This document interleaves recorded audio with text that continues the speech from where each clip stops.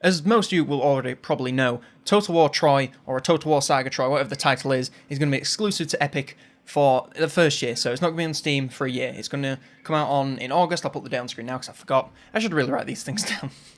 Oh well. So yes, it's going to come out on this date in Epic, and then a year later it'll come out on Steam, and I think it's suffice to say that a lot of people are displeased with this, but I'm just going to try and clear the air and give my 2 cents on the situation and some of the reasons why I think that CA might have done this and why you really shouldn't get too annoyed because it could be a lot worse. So first thing that you need to know is that it will be free from launch for the first 24 hours. So the game will launch on this date, whatever it is, and then for the first 24 hours from whenever it drops, which will be like 3 in the afternoon or something, that's normally when game times drop, don't quote me on this, from that 24-hour period, you will be able to go onto Epic, claim it, keep it forever, for free. Obviously, they might have DLC to it, which you'll of course have to pay for, and I think there will be Day 1 DLC, which a lot of Total War games come with, which is another issue in itself. I don't particularly agree with it, but it is what it is. But yes, you'll be able to keep it forever, so you'll get a Total War Saga game for free to keep forever, no matter how good the game is. I'm not going to be touching on how good the game is. A couple of other channels, like Cody, he made a video about the game and how the gameplay is, and I watched that, but I tried to not let it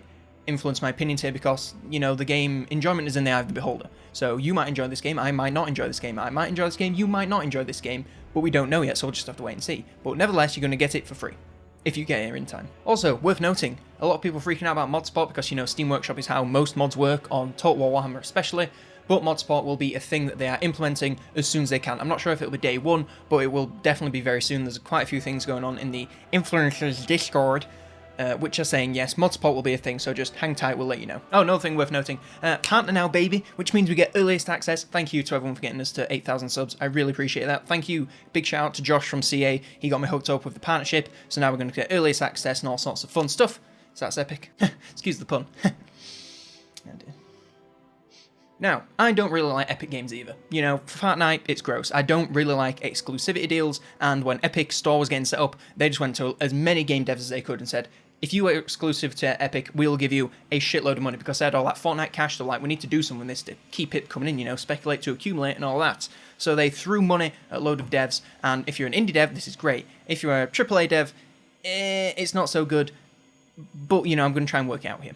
So I'm against exclusivity for a number of reasons, from both a business standpoint and from a customer standpoint. Now, obviously, I'm only a customer in most of these situations here, in fact, all the situations here, but trying to think it through as a business person. I'm not a businessy person, but I'm trying to get in the mindset of it. It's not a good idea. So for a customer, you know, you want to own the games on whatever platform you feel most comfortable with. For most people, this is Steam, but it really isn't that bad. Like, I have The Witcher 3, that's on Good Old Games. A couple of games on Steam forced me to open Uplay and Origin. It's not really that much hassle, although I hate Origin. I have the Bethesda, just looking at my taskbar here, I have Steam, Uplay, Good Old Games, Battle.net, Bethesda Launcher, a thing for HTC Vive, Epic Games, and Origin. That is a ridiculous number of launchers, but again, it's kind of like if I had a shelf here, and it had, you know, it had almost all my games on, and then I had a shelf that's like over in the back room there by the map of Skyrim. It's like, oh, I'm never going to play those games. I hate those games because I can't be bothered to walk over here and get the game. You see? Even if it's exclusive on Epic, it's not really the end of the world. Of course, it sucks that you can't own them all on Steam, and it is a bit of a hassle to have a number of installs, especially if you're short on drive space. But it's really not that bad because, first of all, the launchers are free to download, they're not really that big, they don't really take up that many resources, and you only need to open them when you are going to play this game. If you're not playing that game, just close them, it's no big deal. So from a business standpoint, I also don't really like the idea of this, because if you think about it, say you are a game dev, a game company, whatever, and you think, okay, we've got this game coming out, we want as many people to play as possible, because, you know, spoilers, companies like to make money, and they make money by selling games, and if you have games available everywhere in the world, on every single platform, you're probably going to sell a lot more, because, you know, you'll have the majority of people that use Steam mainly, the people that use Epic mainly, the people that use whatever mainly, all of them will have access to it. Well, the market of buying games on PC, like Steam has the majority stock in this, you know, almost everyone buys their games on Steam. Epic is like a small fraction, so they're going to be limiting it to this small fraction, in an attempt to expand this fraction, but it's not really the best idea, in my opinion. Again, I'm not a business owner, I don't know the ins and outs of this is just speculation, but I don't agree with it. But one thing that I can say is a good thing from this is that it's going to stop Steam from having such a monopoly. I mean, it's not really going to make that much difference because it's just a Total War Saga title, but, you know, Steam, as I said, has the major share in people that buy games on PC.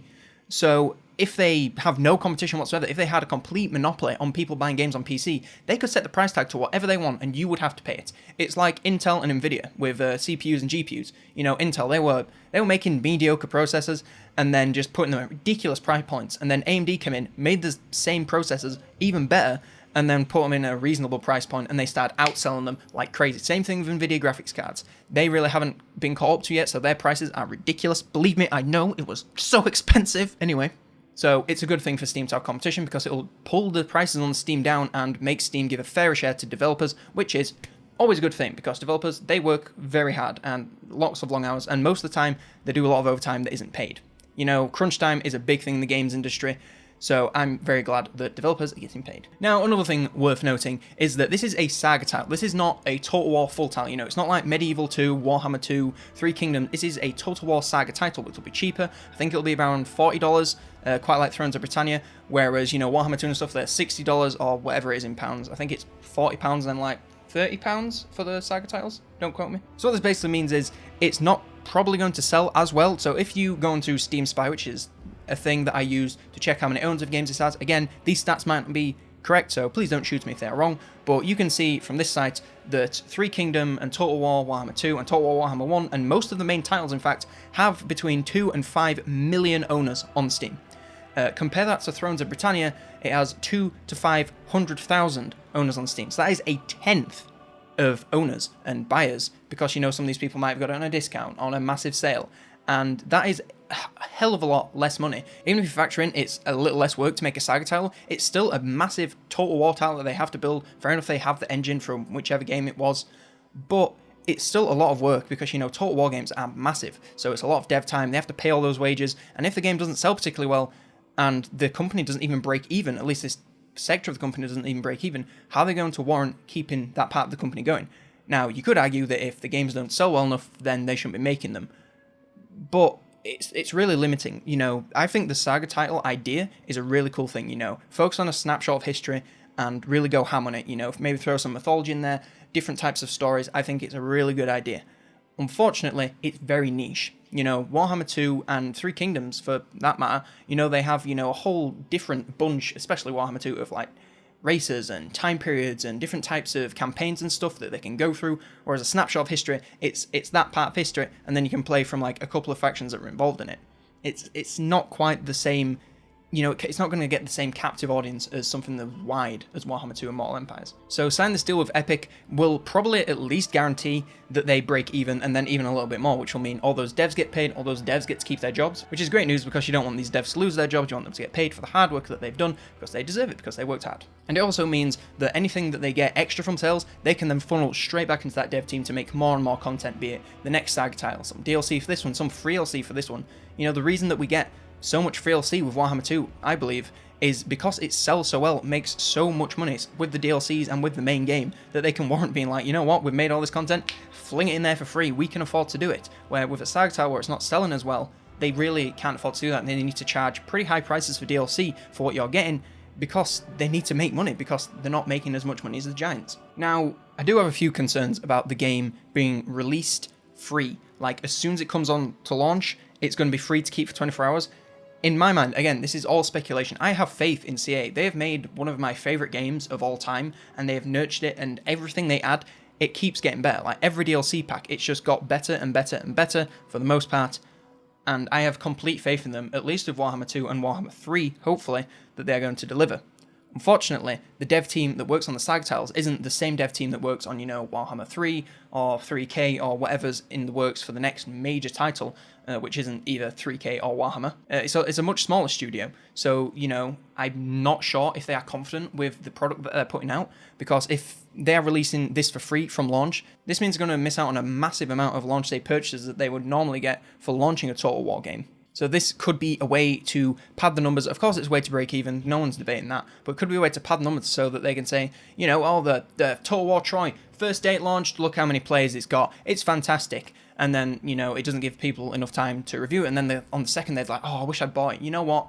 I'll just pick it up. I'm not really bothered. I like this company. I'll give them my money. And then before you know it, the game's not great. Again, I'm not saying whether the game is great or not. I haven't played it, so I can't give my opinion. But this is just a bit of speculation that they might not be confident in the product they're putting out if they're giving it away from day one. Just coming back to that point about me having faith in CA, Warhammer 2 and Warhammer 1, they weren't that good when they came out, especially Warhammer 1. I don't think Warhammer 1 ever really got to that place. Sure, it was a fun game, and I enjoyed a lot of the, diverse race and stuff, but when you bring it in, if you compare Warhammer 1 on launch to where the game is now, it's so far apart.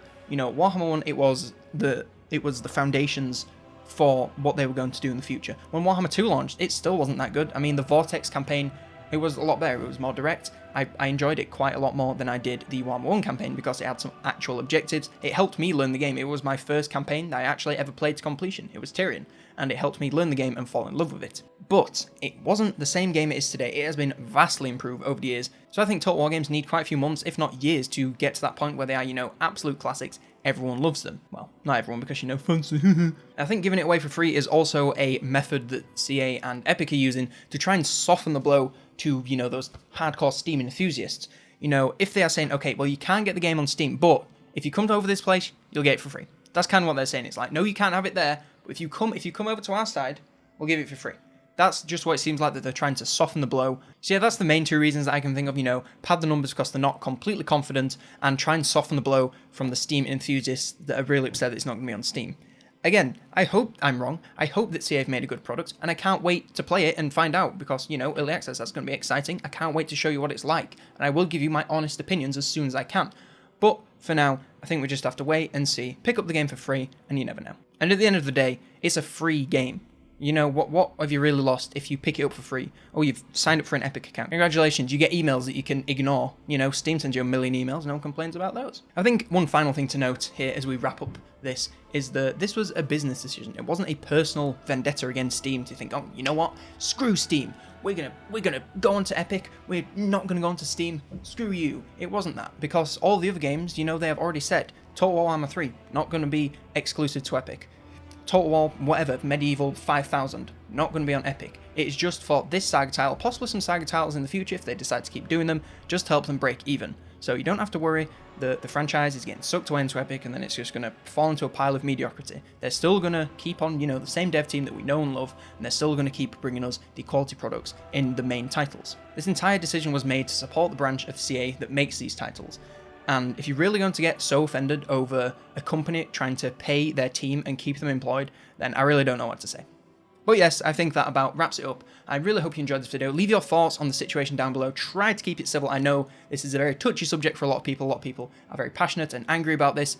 But just try to keep in mind that this is for the best for the devs, and in the long term it could end up being the best for the community. We could expand the community, get a bunch of people that never would have played a Total War game to pick it up for free. That's load more people into the community. Welcome them with open arms, so that should be epic. So yes, I hope you enjoyed this video. Leave a like if you enjoyed, leave a dislike if you disagree with everything I said, and you think I'm a stinky poo-poo. I'd really appreciate that. Be sure to subscribe for more epic Total War content. All sorts of things coming. Chaos Warriors Guide, that's next up. I'm really looking forward to doing that. I don't know if you can tell from my face, but I severely am. And yes, I shall see you in the next one. I'm a goofy goober. Rock.